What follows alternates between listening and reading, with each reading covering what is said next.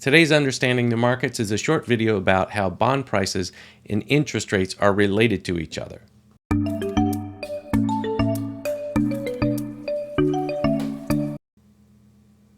So here's a quick slide about how these work. So we've got a money manager balancing on a teeter-totter and trying to manage this economic environment of how bond prices and interest rates are related to each other. And as you could probably guess, these things will move each and every day. We'll see interest rates moving. We also see bond prices moving. And so I want to explain a little bit more why that is the case. And as you can expect, bond prices and interest rates will move in opposite directions. So as interest rates go down, in general, you will see bond prices go up. And the reverse is also true. As interest rates go up, bond prices will go down. Over the last year, the Federal Reserve has raised interest rates meaningfully in a very short period of time, and we've seen that impact on bond prices. We've seen bond prices fall double digits in some cases. So I want to use a labored story to describe what's going on here. And I've tried to record this 5 times, so I'm just going to blow right through it this time. If it makes sense, it makes sense. If it doesn't make sense, you're still watching it anyway. Let's go. All right, so let's say it's back in the medieval times and you went to the market and you bought this goose. And the reason you bought it is because that goose laid golden eggs. So it was a really good investment for you. You invested $100,000, didn't have dollars back then. You invested 100,000 whatevers in this goose and you took it home, and that goose laid an egg every 3 months.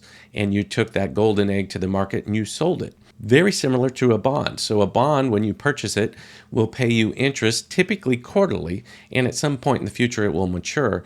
But the idea is the egg and the interest payment are very similar. So let's say this goose you bought lays 3-pound golden eggs. And so each quarter you take that golden egg to the market, you sell that, you get your money, and you go home.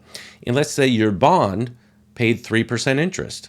You clip that coupon, you turn it in, you get your 3% interest payment each quarter, and you keep doing that. So the process repeats itself. Let's say a year goes by, and you go back to the market, you're going to sell your 3-pound golden egg, and you realize there are geese for sale for 100,000 whatevers, and these geese were now laying 4-pound eggs. And you thought, well, I want to buy one of those geese because mine is only laying 3-pound eggs. So you say, I want to sell my goose for 100,000 whatevers. Are people going to pay you the 100,000? Absolutely not, because they could buy a goose right now for 100,000 whatevers that's laying 4-pound golden eggs. So you will have to sell your goose at a discount because the new geese are laying larger eggs.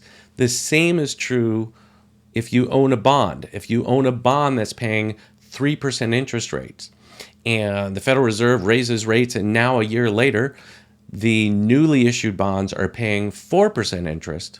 If you want to sell your 3% interest bond, you're going to be doing so at a discount. So that's a little story about how bond prices and interest rates are related to each other. So as I said earlier, interest rates go up, bond prices fall. Just like the golden eggs from the new geese are bigger, the current price of your goose goes down. There's a little bit more to this story, so let's dive into another teeter-totter example.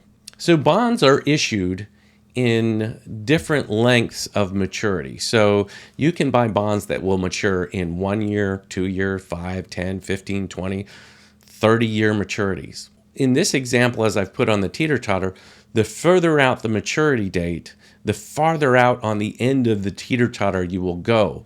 And so in this example, when interest rates go up, as they've done over the last year, all the bond prices in general typically will go down, but the longer maturity bonds will go down more than the shorter maturity bonds. And we saw that last year. Bonds that had long maturities dropped double digits as far as price goes. And if you were in shorter maturity bonds, you saw less of a drop. So as you manage a bond portfolio, you do want to consider what the expectations are around the direction of interest rate movement to understand where on the maturity spectrum you might want to be placing some of your bond holdings. You have to consider that interest rates move in both directions. So the reverse is also true here, in that as interest rates go down, bond prices tend to go up. The longer the maturity, the more price increase you can expect to see. So when having bonds in your portfolio, it makes sense to understand this relationship of interest rates and bond prices to more wisely decide which part of the maturity spectrum you would like to own in your portfolio.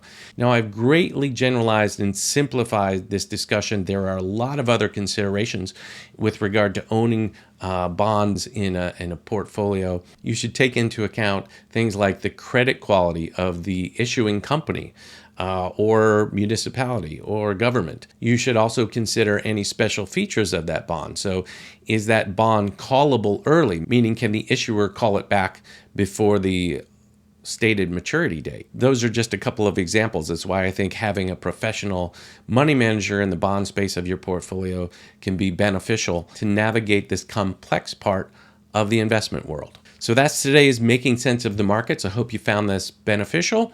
If so, feel free to click that thumbs up button. Also, feel free to share this with anybody that you think could benefit from it. I know you often are probably getting questions at cocktail parties about how interest rates and bond prices move relative to each other. You can point somebody right to this video when that question comes up again. As always, thank you all for watching.